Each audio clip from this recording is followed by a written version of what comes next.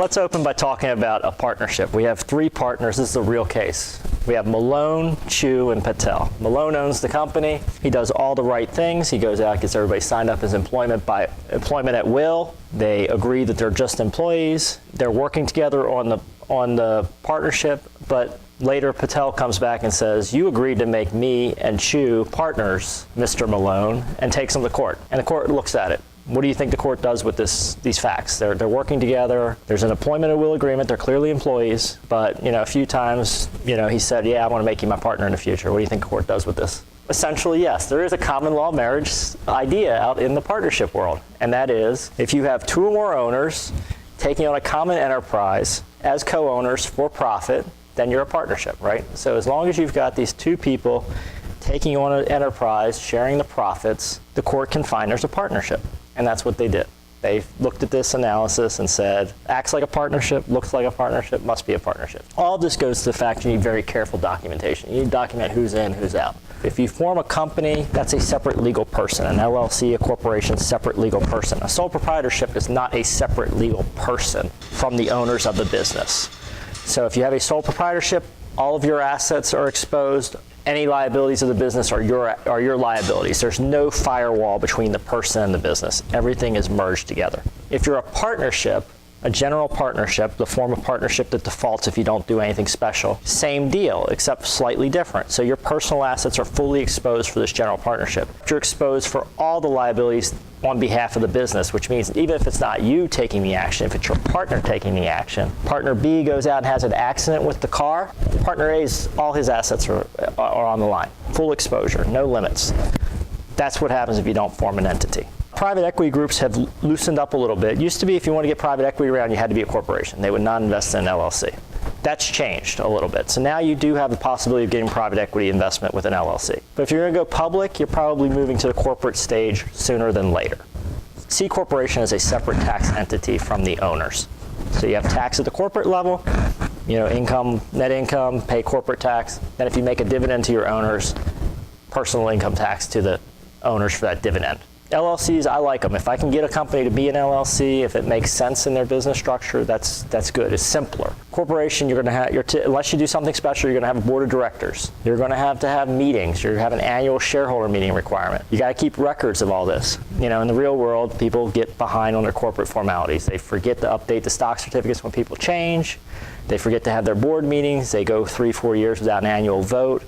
Very messy. LLCs, on the other hand, very simple. You can set it up to not have meetings. You don't have to have a vote every year to set your board of directors. You don't even have to have a board of directors. You can manage it however you want. If the LLC is consistent with the future trajectory of the company, a lot of flexibility there. So you're going to want to pick one of those. And you want to get out of that general partnership bucket. And a step beyond that, now once you have your entity, you need to run it properly. You need to do the right things with your entity if you want to have liability protection. Securities Law 101, every time you sell stock, it needs to either be registered or exempt from registration. Nobody wants to register, right? That's very burdensome. Unless you're going to be a public company, you don't want to register your stock. Everybody wants to get away from it because it's a lot of paperwork.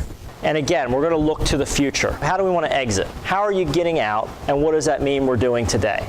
So next thing you need to do is figure out what your company's worth. Everything's fully negotiable because you need to go to that investor. You got to make your case for a high valuation.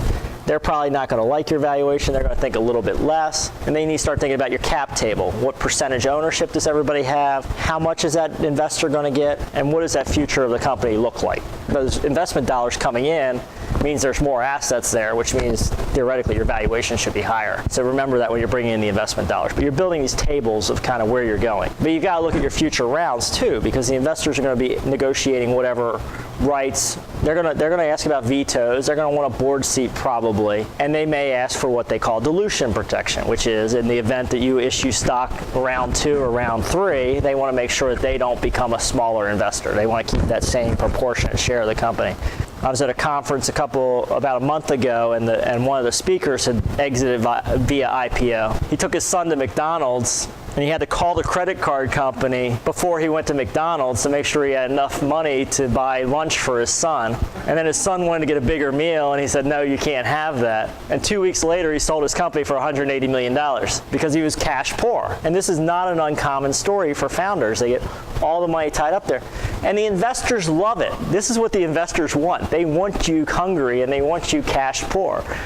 I've had companies in due diligence, these questionnaires that you get in the due diligence process will be 10 to 15 pages long, just preparing for a sale of the company. What products are you selling? Have you paid all your sales tax? What's your ownership structure? Do you have any stock options outstanding? And they just go on and on and on for pages. They want to know everything. Have you promised anybody stock? What have you told your employees? Let me see all your contracts with your employees. Let me see all your vendor contracts. Let me see all your customer contracts. Let me see all your software contracts. Everything in your company is coming out at this point. Let me see your corporate documents. You need to be ready for this process.